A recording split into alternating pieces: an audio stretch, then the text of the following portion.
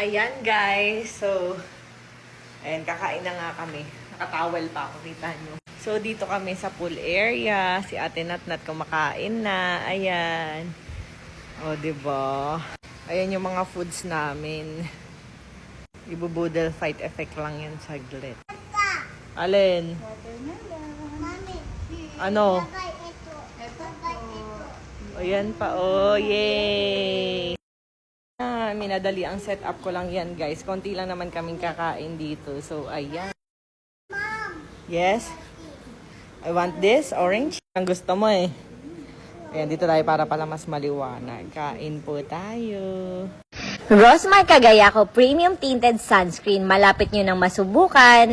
Alam nyo ba na SPF 70 PA++++ ito?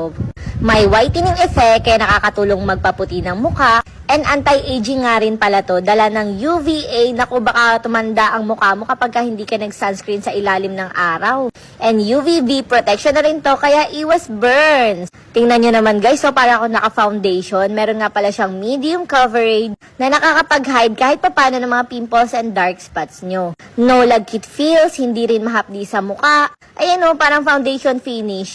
Non-comedogenic din pala to, kaya hindi nakakaklag ng pores na nakakakos ng pimples. Pwede sa 13 years old pataas, buntis at lactating. O SPF 70 na yan, sulit na sulit.